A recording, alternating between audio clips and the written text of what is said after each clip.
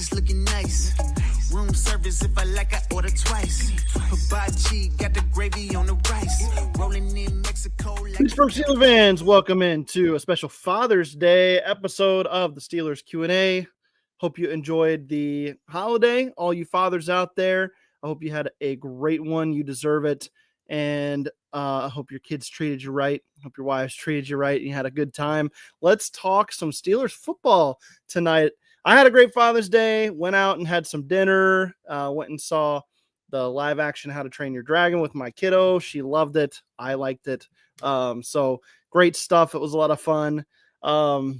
Just kind of chilled and watched some U.S. Open golf as well. And no spoilers from, if you know, I'm going to spoil it. So if you're watching it, turn off the sound. I'll give you a little bit of a heads up here just in case you haven't seen the rest of the U.S. Open. But what a tournament. What a game. I'm wearing my gift hat today from my little one. She gave me a Callaway golf hat, so I'm gonna have to take it out on the course here very shortly and test it out its properties here. It's nice and nice and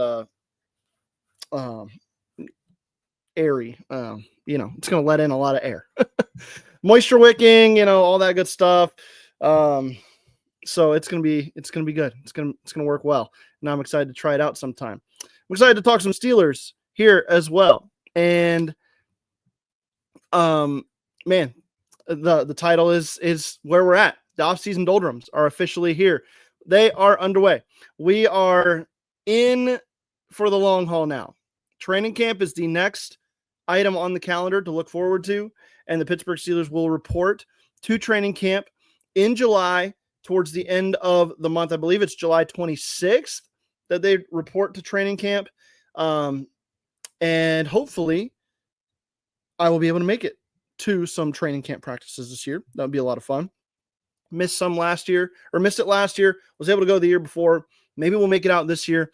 Lots of stuff going on. I've got a little one turning 5 in September. I've got all sorts of things happening, but try to make it out for some training camp and get some live updates from there.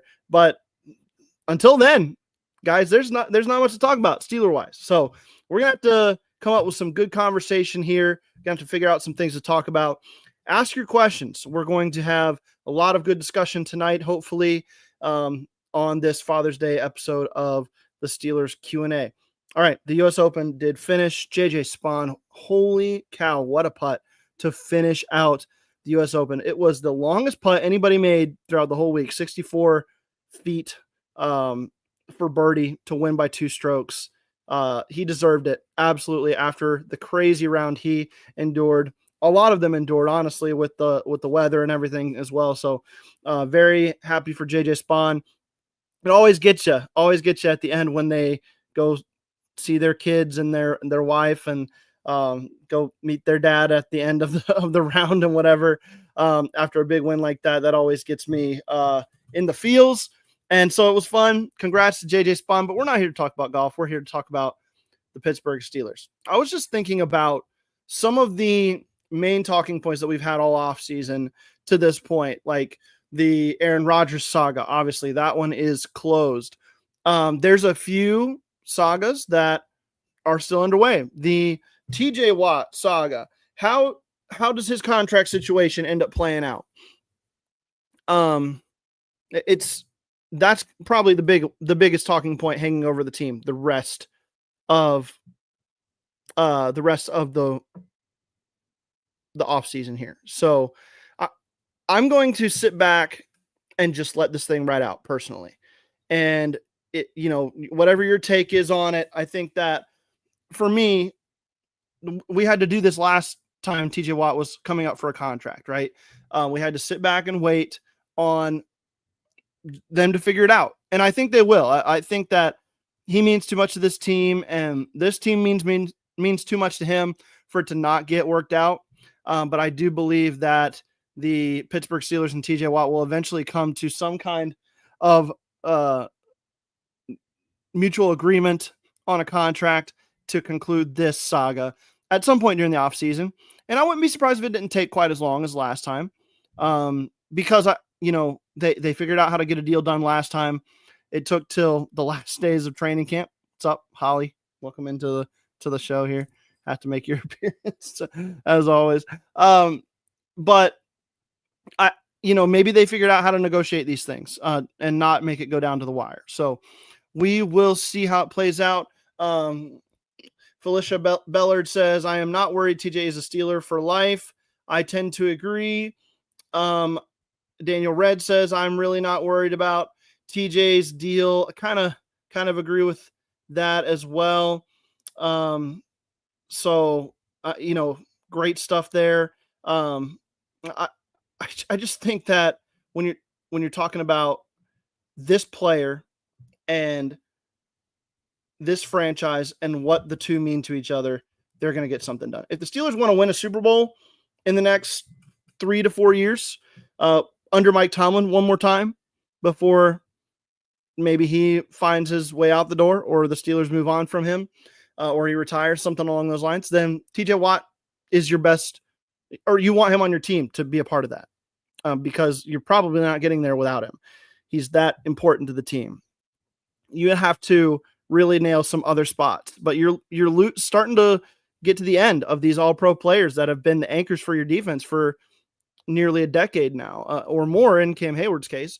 So you're going to have to find new pieces that can do that on that side of the ball. And you also need to find that quarterback. And so without having to do both, that's the best path for the Steelers. So figure out quarterback. Don't have to figure out another star edge rusher. Lock him up and give yourself a shot in the next 3 years when before Mike Tomlin's contract expires to win yourself a Super Bowl. Andre Green has a great comment here. Mr. Betts, just wanted to tell you that I made it to the Pro Football Hall of Fame in Canton, Ohio last Monday, and I was able to stock myself up with some major Pittsburgh Steelers merchandise. Fantastic. You'll have to hit me up on Twitter and show me what you got. Hit me up on Twitter at thebets93, THEBETZ93. Show me what you got. I need some new Steelers gear myself. So maybe I should have asked for that for Father's Day. But no, I like my golf stuff. I really, really do. Good stuff there.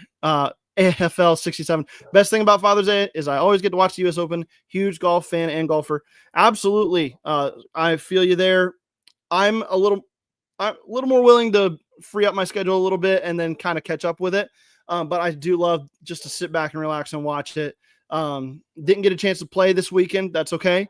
I got a chance to watch some good golf at a really fantastic course in Oakmont. So I wanted to bring up something from Dave because I missed this, I guess, in the discussion points on X. Dave Schofield. How's it going, Dave? Welcome into the show. This was from a few minutes ago, but actually there was a 70-plus foot putt on 10 on Thursday. It was longest putt on 18. Okay. So I missed the detail there, but you're absolutely right. I can't remember who it was, but there was another really long putt made on Thursday. 70-plus feet is what Dave's telling me here, and he's absolutely right. Somebody did do that, and I can't remember who it was. I think it was one of the guys who made the cut that was up near the top. So I'll have to go back and look that up. We do have a question from Daniel Red, going back up the chat a little bit here. Daniel Red says, so how do you think this rearranged offensive line will perform? This is a great question. How do I think they will perform? I think that they will be, I think they'll be a little bit of a struggle early on. And then I think about 6 or 7 games into the season, they're going to hit their stride if they can stay healthy. And I think they'll be fine. With the thought that by the next year that they could be elite. Maybe another younger piece added in there, another high draft pick or something like that, or high price free agent to fill out one of the guard spots, or maybe one of the tackle spots. You need a veteran guy to come in and help with the development of the guys that they have. But I really do have high hopes for them. I think that it's going to be fun to see them grow and develop together. The health issue, that's going to be a factor, man. Troy Fautanu, a lot of injuries in college, right? That was part of the reason why he fell to the Steelers at 22. I can't remember where they picked last year, but bro's had a history with injuries. So we're going to need to see him stay healthy for a full season at the NFL level to make sure that this offensive line can be what it can be talent-wise, what that ceiling looks like. So I do feel like that there's a pretty high variance with the unit. It could be really bad. It could be really bad early. They're going to have to gel quickly. For Aaron Rodgers' sake, I hope they aren't bad early. I really don't. I think the running game will help. I think you've got two players that schematically fit better with the design of the offense. And so if you're just kind of average as a run blocking unit, those two backs can make explosives out of it. Caleb Johnson and Jalen Warren. And that'll help some things. That'll help take some of the pressure off. So, but in the end, I do expect the offensive line to be good to really good and on its way to greatness in a year, on its way to greatness come 2026, which would be great for a rookie quarterback if the Steelers do end up taking one, which I believe they will. Biggie Bronco, not a huge golf fan, I see. That's okay.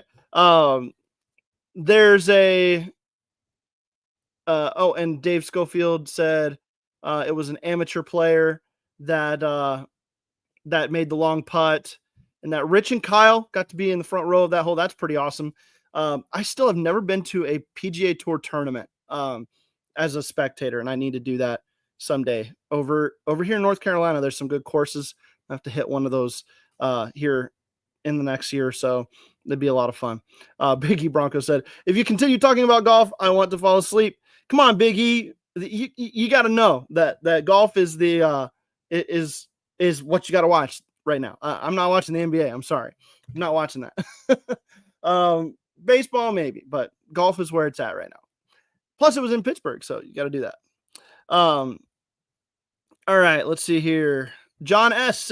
asks, how do you think Aaron Rodgers differs from Russell Wilson in terms of leadership? I think that you're not going to get all of the catchphrases and like false positivity stuff. I don't know. And for Russ, I don't think it is fake. I think he's genuinely all in on that type of motivational type talk, right? It's like he taped a TED talk for motivation and imprinted it on his brain, and that's what he spits out. And everybody kind of has their own quirks and clicks like that. And Will Howard's used the they don't care how much you know until they know how much you care. He's used that in every interview this offseason. And so, I've never been a big person on stuff like that. It doesn't do much for me. It makes me go, okay, yeah, they're cool. But for some people that's what they need. And that helps them stay grounded and focused. So I don't think Aaron Rodgers brings any of that. I think Aaron Rodgers is going to bring almost like a coach's eyes to the field. When it comes to diagnosing defenses and getting guys in position. So when he tells you to do something, you basically know, okay, he's telling me to do this because he's seen it before. And this is what has worked in the past for a championship team, for multiple NFC title contending teams. So there's definitely a difference, I think. And to me, where Russell Wilson was more like the catchphrase type leader, right? Like even like Mike Tomlin's that way. That's why Mike Tomlin and Russ, I thought were a good fit for each other last year. And it didn't end up working, but overall it didn't end up working. But Russ is kind of like that. Tomlin's kind of like that. The Tomlinisms and whatnot. Rodgers isn't about that. He's not about that. So he's going to be a casual, I think, like a casual leader. But he's also going to be like, hey, I've seen this before. This is how it goes. This is what defenses are going to try to do in this situation. And those guys better listen because he's going to know what he's talking about. All right, let's go ahead and take a break here at the 15-minute mark of the show. When we come back, we'll talk a little bit more Pittsburgh Steelers. We'll answer some more questions. Keep those questions flowing. Thank you to everyone who's tuning in on a late Father's Day evening. And we'll be back on the audio side. We'll be back after this short break. If you're listening live, we're not going anywhere. Stay tuned. And we're back here on the Steelers Q&A, Sunday night, Father's Day, June 15th. This is also my brother and his wife's anniversary, so happy anniversary to them. I've got a brother who's about to be a dad and a brother-in-law who's about to be a dad here in the next couple months as well. So a big day for us in my family this year. Let me know what you got for Father's Day. If any dads are in the chat, tell me what questions you have that you'd like to answered before we wrap up the show. I think the other thing here is that I want to talk about for like the offseason doldrums portion of the offseason here. The Steelers, I don't think are done making moves. I really don't. And this is the big question is like, where do they attack the rest of this offseason? Are they going after offensive playmaker help, pass catching help of some kind, wide receiver, tight end? That's been the big talk, the big discussion over the course of the last few weeks, especially since it was pretty much confirmed that Aaron Rodgers was going to be there. And then do the, I guess, anticipated or projected interest in some of the top cornerbacks that are still available or could be available via trade. Jalen Ramsey fits that description. Jair Alexander is a free agent now after he's been released. Are the Steelers going to make an impact play like that in free agency still or via trade? And they need to walk a fine line here, right? Because they need to add talent for this year if they really want to go all in for a Super Bowl. And, you know, I've never been advocating that side of things. I've always been an advocate that Aaron Rodgers gives you your best chance to like maybe surprise some people. And if everything goes exactly perfect, like you stay healthy, a couple other teams, stars get hurt, you add a couple players that can move the needle just a little bit more. Maybe you can sneak into the playoffs as a better than expected team and make a run. You know, I think that's always been like the highest end hope out of this season. And Aaron Rodgers was the only one who gave you that chance, right? At quarterback anyway. You've been walking that line though, where you're trying to stockpile all these picks for next year. And in the process, you're still talking about adding playmakers this offseason. That means you're going to have to give up next year's draft capital to do that. And I'm okay with that if what you're giving up is like 5th round picks or even like 4th round picks, whatever. But you're going to need those day 2 picks if you're going to want to move up. You're probably going to need your 2027 arsenal of picks to move up in range for a quarterback anyway. It's probably going to take your 2027 first to get up in range. Unless you just really, really suck this year, which they're not going to. I'm sorry. They're just not. The floor, even with a TJ Watt injury, the floor is like 7 wins.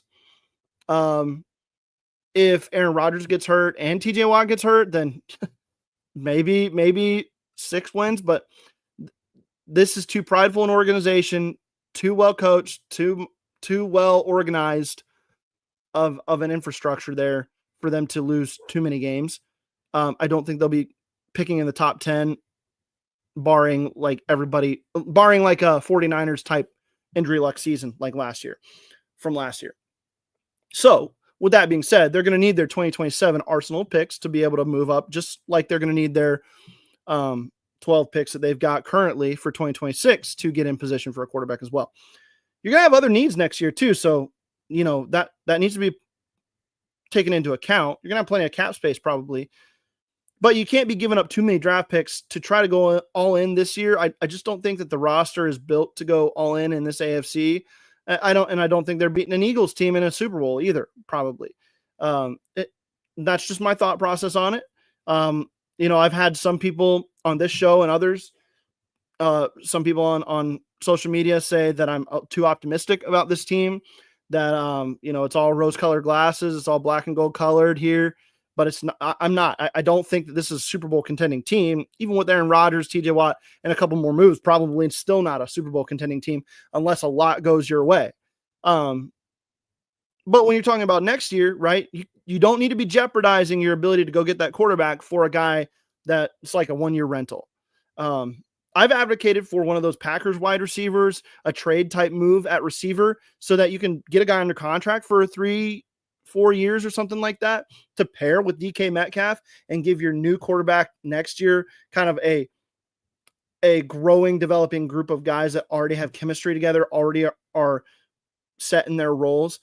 I don't want a 1-year rental for this year at wide receiver. I don't. If you were going to do that, or if you're going to do that, then I think you're just wasting capital. Pay TJ and save your draft capital, and go all in next year and the year after that with your young quarterback.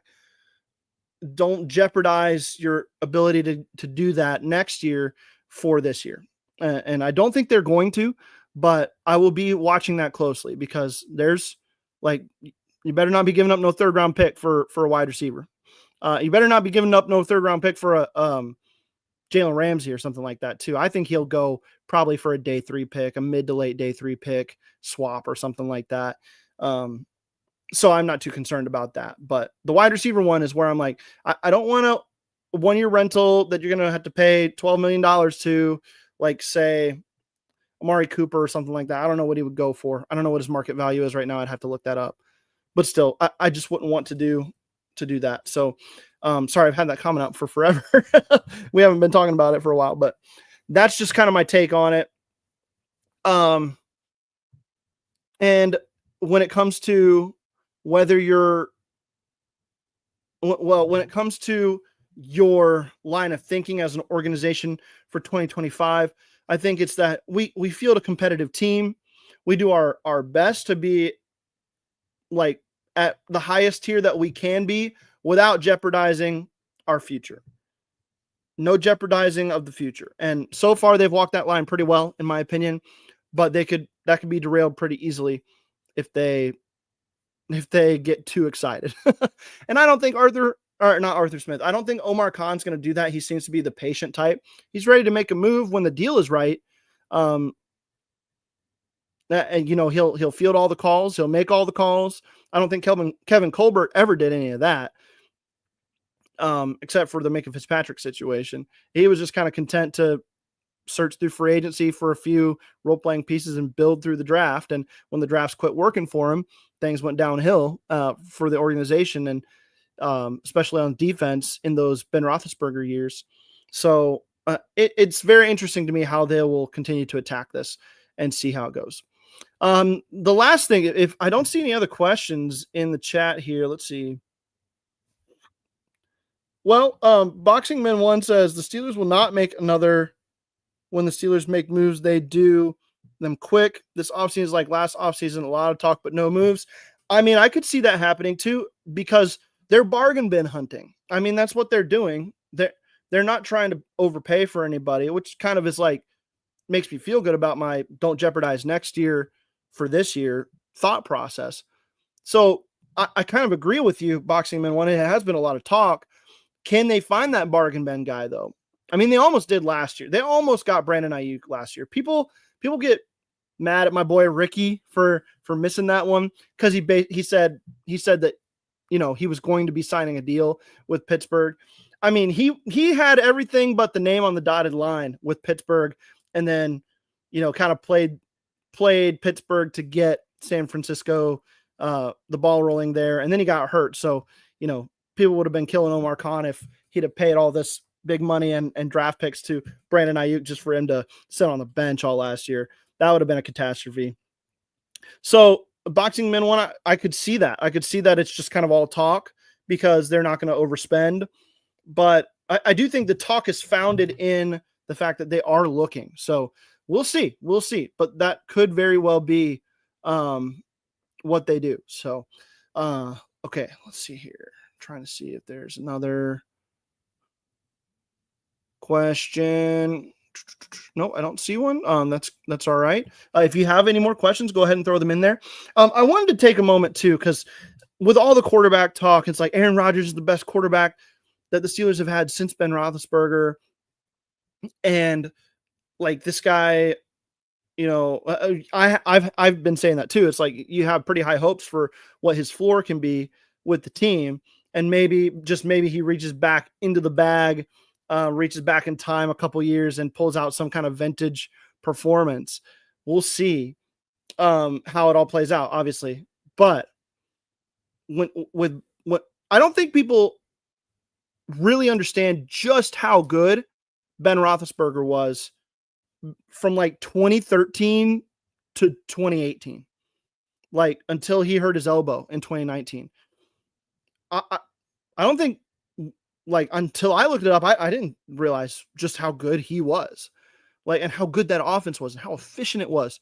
I was looking at it based on like EPA and things like that. And I'll pull it back up because I want to make sure that I'm accurate in this.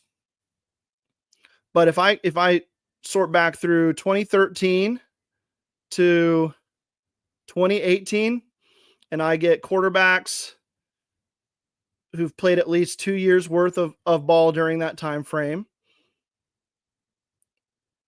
and I search like the EPA stats and completion percentage over expected, you guys are going to be shocked. I mean, you're going to be shocked. Absolutely shocked. All right.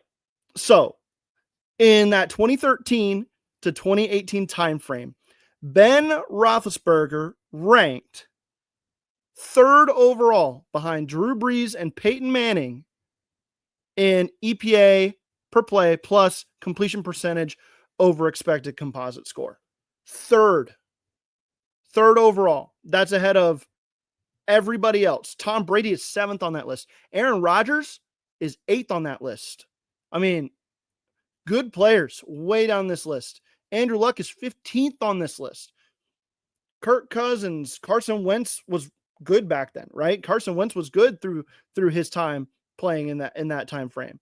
Tony Romo, he's ahead of Tony Romo. He's ahead of Russell Wilson, Phillip Rivers, Drew Brees, and Peyton Manning. That's it. And as like adjusted EPA per play, he's 6th. He's a top 5, 6 quarterback in all of these categories. The one that killed me was his success rate. 3rd in success rate. That's harder to get than like EPA per play. Big plays count for a lot of that, but your consistent playmaking ability over the course of a game, your success rate is above 50%. He was at 51% success rate behind only Drew Brees and Matt Ryan, okay, during those 6 years, 2013, 14, 15, 16, 17, 18. Yeah, 6 years. So, I mean, it's just remarkable. His completion percentage over expected, 3rd. And I never sat back and said, oh, Ben Roethlisberger, one of the most accurate quarterbacks in NFL history, one of the most efficient quarterbacks in NFL history. No, I never thought about that. I was always like, yeah, big play hunter. He's you get the good with the bad. He's one of the best, like in the heat of the moment type quarterbacks ever. He just gets it done. One of the most clutch quarterbacks ever. One of the best big play quarterbacks ever. Best backyard football quarterbacks ever. Just unreal, right? From that perspective. But efficiency? No. I never thought of him as like an efficient quarterback, but these numbers played out. And I know he had great weapons during that time frame, but he made those guys better. No wide receiver that played for Ben Roethlisberger was better somewhere else other than Emmanuel Sanders. He's the only one. You can look at every single other player. Every single other one. Let's see here. Antonio Brown, right? And granted, he'd gone batty by that time, but he wasn't better anywhere else. Let's see. Juju Smith-Schuster, never better than he was in Pittsburgh. Mike Wallace, never better than he was in Pittsburgh. Santonio Holmes, never better than he was in Pittsburgh. Ben Roethlisberger made these guys way more than these guys made Roethlisberger. So don't come at me with anybody, any of these wide receiver talks. Boxing Men won. He had AB. Get out of here. He had AB, Bell, Sanders, Wallace, Miller. None of those guys were better somewhere else. Ben Roethlisberger was the one who made those guys. I will stand by that until the end of my days. But so that 6-year stretch is just as good as any of the best quarterbacks ever. Drew Brees, Peyton Manning, better than Tom Brady. Tom Brady's considered like the most efficient quarterback in NFL history, and Roethlisberger was killing him in those statistics in that stretch of time when he was at his peak and the offense was allowed to be the leading unit on the team. I mean, the Blitzburg defenses were done, right? By 2012, 2013. It was all Roethlisberger, and it was pre TJ Watt, it was pre Minkah Fitzpatrick. Cam Hayward was there, yeah, and you still had some of the guys that were aging out of those good defenses, those good Blitzburg defenses, but the defenses weren't great, and they were in contention every year throughout that stretch.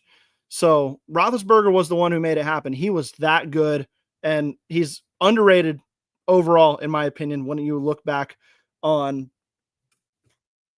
his career overall and kind of what people think about him as a quarterback overall. All right, let's see here. Claude Bishop with the super chat. Thanks, Claude. $5. Have you heard anything about the Washington tight end trade to Denver?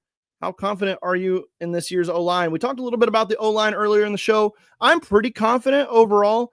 I do think that there could be some growing pains early, like I mentioned, Claude, but I think in the end, I'm pretty confident that they'll be a good to really good unit by the end of the year and poised to be great moving forward if they can stay healthy together.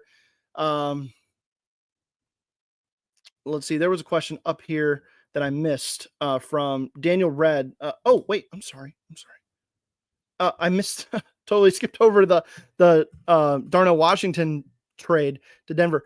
I haven't heard anything about that, Claude. The Broncos spent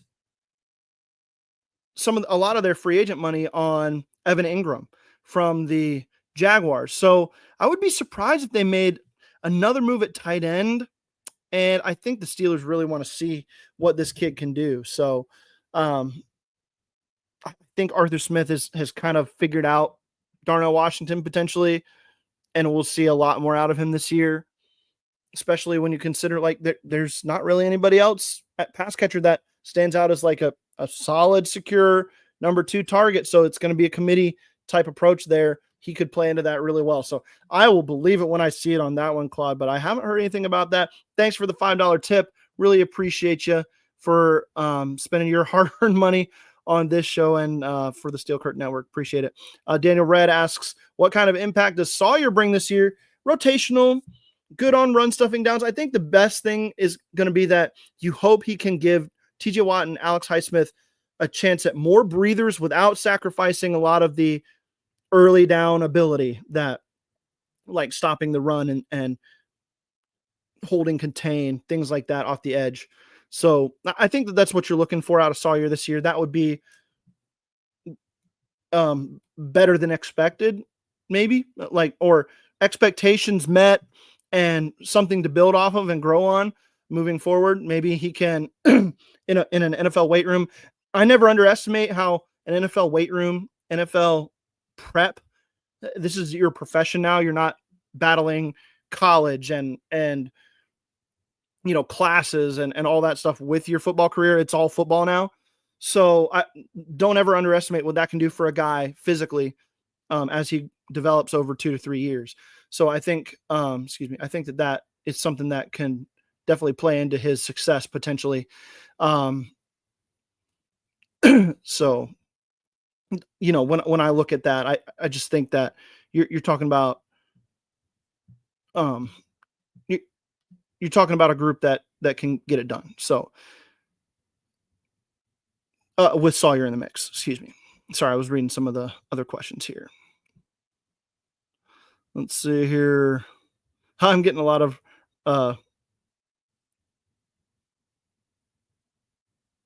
getting a lot of fun convo in the chat room here. Sorry for the pause. Oh, Biggie Bronco. If you don't think Emmanuel Sanders was better in Denver than he was in Pittsburgh, that's just your Pittsburgh bias coming out.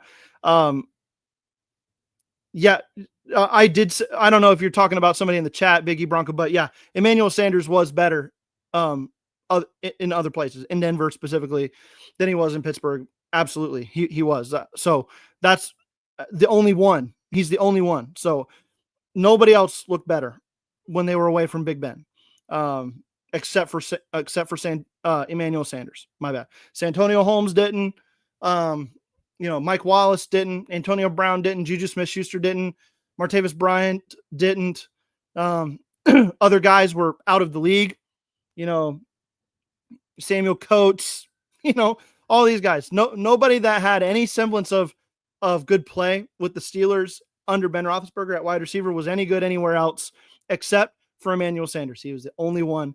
The Steelers probably, it's crazy when you look at it in retrospect. They stayed with Antonio Brown over Emmanuel Sanders. That guy was really good. Emmanuel Sanders was amazing, but they believed in Antonio Brown as like a world-changing wide receiver. I don't know. Maybe keep doing that. Maybe Emmanuel Sanders could have been that guy too in Pittsburgh, with Ben Roethlisberger leading the way. Because, like I said, Big Ben, he's the one who made these guys. So Holmes was nice with the Jets. Yeah, go look up those stats, buddy. He was okay, but he was not a Super Bowl MVP. 1,000 yards and with ease type receiver. It just wasn't the case. And that was at the very beginning of when this was like, okay, Ben Roethlisberger, we can ask you to do more. So, he's a tough one to even include in this, really, because he was before prime Big Ben, if you will, where Roethlisberger was one of the best quarterbacks in the league. So, I didn't realize this would get such a back and forth reaction. That's pretty fun. All right. Thanks, guys. I really appreciate a very, very fun show tonight on a Father's Day. I'm going to wrap this one up so everybody can get themselves ready for the week ahead, work week. Got some stuff to take care of before bed tonight. We're going to try to get a lot done on the house, on our remodel here at our place. But I appreciate all of you guys that came in. I appreciate the efforts in the chat, really do. Thanks to all of the happy Father's Day wishes. Happy Father's Day to all the dads in here as well. Really appreciate you guys. Come back next week. We'll be back. I'll have a guest next week. It was hard to get somebody for Father's Day weekend here, but we'll have a guest next week. Appreciate all the commenters, all the listeners. If you missed the live show, I recommend you go check it out. This streams to Facebook, YouTube, Twitter. You can find it on my page. You can find it on any of the FFSN or Steel Curtain Network pages. Like and subscribe. If you're listening to audio, give us a like. Share a comment on the show. Stay tuned for more from Steel Curtain Network. That's going to do it for us here. We'll talk to you next.